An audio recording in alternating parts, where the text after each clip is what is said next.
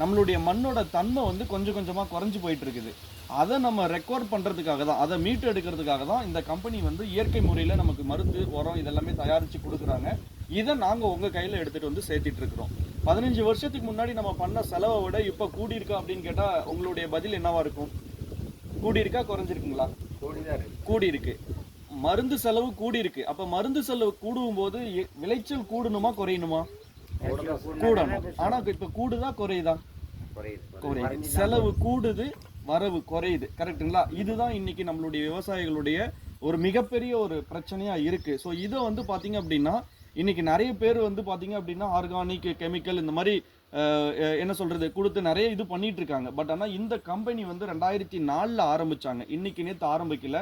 2004 இருந்தே இயற்கையை வந்து கெட்டியாக பிடிச்சிட்டு இருக்காங்க.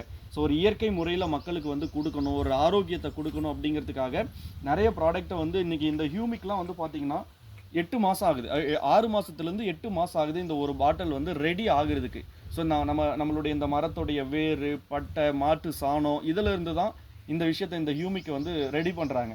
அப்போ இந்த ஒரு பாட்டில் ஹியூமிக்கை ரெடி பண்ணுறதுக்கு இந்த கம்பெனிக்கு 6லேருந்து 8 மாதம் ஆகுது. இந்த பாட்டில் நம்ம கைக்கு எப்போ வருதோ அதுக்கு முன்னாடி 6 மாதத்துக்கு முன்னாடி இதை தயாரிக்க ஆரம்பிச்சிருப்பாங்க. ஸோ இங்கே நிறைய பேர் நம்ம ஊரில் பண்ணுவாங்க இல்லைங்களா, மீன் அமிலம், ஸோ நீர்மோர் கரைசல் இந்த மாதிரிலாம் பண்ணுவாங்க இல்லையா. இப்போ எல்லாராலையும் அதை பண்ண முடியுமா அப்படின்னு கேட்டால் எல்லாருக்கும் அந்த டைம் கிடையாது. ஏன்னா காட்டில் வேலை இருக்கும், இல்லை வெளியில் வேலைக்கு போயிட்டு இருப்பாங்க. ஸோ எல்லாராலையும் பண்ண முடியாது. ஸோ அதனால தான் இந்த கம்பெனி என்ன பண்ணுறாங்க அப்படின்னா இயற்கை முறையில் ஏன் நாம் வந்து மருந்து, உரம் இதெல்லாம் ஏன் கொடுக்கக்கூடாது அப்படின்னு சொல்லி தான் இவங்க எடுத்து கொடுத்துக்கிட்டு இருக்கிறாங்க. ஸோ இந்த ப்ராடக்ட்டை தான் இன்றைக்கி நாங்கள் என்ன பண்ணுறோம் அப்படின்னா நாங்கள் இளைஞர்கள்லாம் சேர்ந்து, ஏன்னா இன்றைக்கி நிறைய பேர்கிட்ட இதை பற்றின அவேர்னஸ் வந்து ஒரு உங்களுக்கு நாங்கள் வந்து சொன்னால் தானே தெரியும். ஸோ சொல்லலை அப்படின்னா நேராக போவோம், ஏதோ ஒரு ஆக்ரோ கடையில் மருந்து வாங்குவோம், உரம் வாங்குவோம், டிஏபி வாங்குவோம், காம்ப்ளெக்ஸ் வாங்குவோம், எடுத்துகிட்டு வந்து போட்டு நம்ம வந்து பண்ணிகிட்டு இருக்கிறோம். ஸோ இதுக்கு ஒரு மாற்று வழி இல்லை அப்படிங்கிறதுனால தான். ஏன்னா இப்போ ஒரு குழந்தை வீட்டில் இருக்குன்னா அந்த குழந்தைய நம்ம வளர்த்து எடுக்கிறது நம்மளுடைய கடமை. அதே மாதிரி ஒரு பயிரை நம்ம நெட்டுட்டோம் அப்படின்னா அந்த பயிரை நம்ம விலைக்கு வருது வரல, மார்க்கெட்டில் விலை இருக்குது இல்லை அப்படிங்கிறதெல்லாம் நம்ம யோசிக்கிறதே கிடையாது. ஒவ்வொரு விவசாயிகளும் குழந்தைய வளர்த்துற மாதிரி தான் நம்ம பயிரை வளர்த்துறோம். கரெக்டுங்களா? விலை இருக்குது இல்லைங்கிறது நம்ம யோசிக்கிறதே கிடையாது. அந்த மாதிரி நம்ம வந்து வளர்க்கணும் அப்படின்னா, அந்த பயிரை வளர்க்கணும் அப்படின்னா ஏதோ ஒரு மருந்து கடையில் போய் நம்ம ஏதோ ஒன்று வாங்கிட்டு வந்து நம்ம போட்டுட்டு தான் இருக்கோம். ஸோ அதன் மூலயமா நமக்கு பெனிஃபிட் இருக்கா அப்படின்னு கேட்டால் நமக்கும் பெனிஃபிட் இல்லை, அந்த மண்ணுக்கும் பெனிஃபிட் இல்லை. அப்போ இதுக்கு ஒரு மாற்று வழி இருக்குது, மண்ணும் நல்லா இருக்கும், ஸோ நமக்கு விளைச்சலும் அதிகமாக வரும். அப்படிங்கும்போது மாற்று வழி இருக்குது அப்படிங்கும்போது நம்ம மாறலாமா வேண்டாமா? மாறலாம். ஸோ அந்த மாற்று வழியை உங்களுக்கெல்லாம் தெரியப்படுத்துறதுக்காக தான் முதல்ல சாருக்கு நாங்கள் அப்ரோச் பண்ணோம்.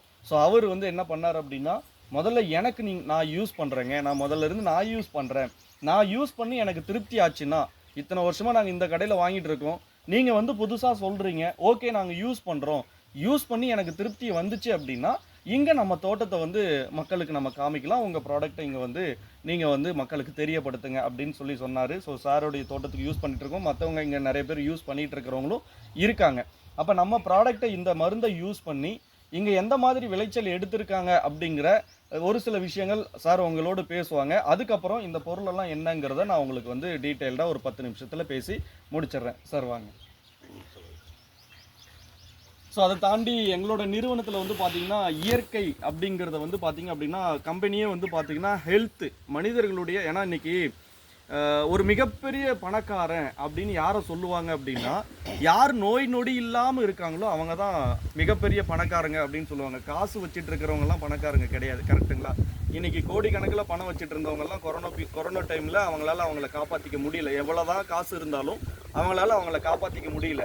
ஸோ நிறைய பேர் நம்மளுடைய முன்னோர்கள் சொல்லியிருக்காங்க, யார் ஒருத்தர் கை காலு நல்லா நோய் நொடி இல்லாமல் வாழ்ந்துக்கிட்டு இருக்காங்களோ அவங்க தான் பெரிய பணக்காரங்க அப்படின்னு சொல்லிட்டு போயிருக்காங்க. ஸோ அந்த மாதிரி இந்த கம்பெனி என்ன பண்ணுறாங்க அப்படின்னா மக்களுக்கு பணத்தை உருவாக்குறத தாண்டி மக்களுக்கு ஆரோக்கியத்தை கொடுப்போம், ஆரோக்கியத்தை நம்ம கொடுத்துட்டோம் அப்படின்னா செல்வம் அவங்க உருவாக்கிக்குவாங்க, அவங்க சம்பாதிச்சுக்குவாங்க. அப்படிங்கிறதுனால இந்த கம்பெனி முழுக்க நம்மளுடைய ஆரோக்கியத்தை மேலே கவனம் கொடுத்து இயற்கையை வந்து டெவலப் பண்ணுறாங்க.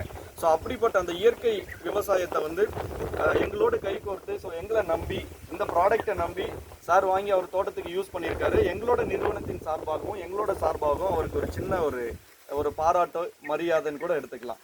ஸோ ரொம்ப நன்றி சார், நீங்கள் எங்கள் ப்ராடக்டை யூஸ் பண்ணி நல்ல ஈல்டு எடுத்திருக்கீங்க. உங்களை மாதிரியே இந்த ஏரியாவில் நிறைய பேர் நல்ல ஈல்டு எடுத்து விவசாயத்தில் ஒரு மிகப்பெரிய ஒரு இயற்கை விவசாயத்தில் ஒரு புரட்சியை ஏற்படுத்தணும் தான் நாங்கள் எங்களுடைய ட்ராவல். அதுக்கு உங்களுடைய ஒத்துழைப்பு எங்களுக்கு இன்னும் தேவை. பேசுங்க. ஃபஸ்ட்டு இந்த ஆர்கானிக்கா வந்து வேற ஆளுங்க கொடுத்துருந்து அவர் இந்த சார் கொடுத்தாரு சார். அவர் கொடுத்தாரு யூஸ் பண்ணி பாருங்க. கத்திரிக்காய் செடியே போற மாதிரி இருந்துச்சு. சரி பாரு அவரு எல்லாம் பிடிங்கி போட்டுருந்தாங்க. சரி இது ஒரு டைம் கொடுத்து பாரு, அந்த பக்கம் திரும்பி கொடுத்து பாருன்னா அப்படி. சரி கொடுத்தேன். கொடுத்ததும் நல்லா செடி நல்லா வளர்ச்சி நல்லா வந்துச்சு. வளர்ச்சி நல்லா வந்ததும் இது போகிற செடியே காப்பாற்றி நல்லா கொண்டு வந்துட்டேன். சரி கொண்டு வந்துட்ட பிறகு என்ன பண்ணேன், திருப்பி அதே பாவக்காய்க்கு யூஸ் பண்ணணும். பாவக்காய்க்கு யூஸ் பண்ணணுமா, யூஸ் பண்ணும்போது இப்போ டன்னு என்ன பண்ணுதுன்னா 700 கிலோ 800 கிலோ 900 கிலோ அப்படி ஆச்சு. இது வரையும் ஒரு 7.5 டன் அறுத்துனுக்குறான். இப்பயும் காய் எக்ஸ்போர்ட்டுக்கு போகுது, ஃப்ரெஷ்ஷாக புது தோட்டத்து காய் மாதிரியே இருக்குதுன்றாங்க. அதனால் இப்போ அறுத்துன்னு இருக்கிறேன். அது மூவிங் பண்ணின்னு இருக்குது. Okay okay. இன்னும் ஒரு 3 டன் காய் அறுத்துருவோம் அப்படி. யாருக்கும் 700 கிலோ 800 கிலோ கம்பல்சரி அறுத்துறது ஒரு அறுப்புக்கு. ஒரு அறுப்புக்குன்னா 3 நாள் 4 நாளைக்கு ஒரு வாட்டி அறுத்துடுறோம். இன்னும் இருக்கிற தோட்ட துளிர் வந்துடுது, காய் நல்லா ஃப்ரெஷ்ஷாகவே வருது. இது வரதில்லை, கரெக்டாக கிளியராக நல்லா வருது. என்னென்ன மருந்து நம்ம மருந்தில் என்னென்ன யூஸ் பண்ணீங்க?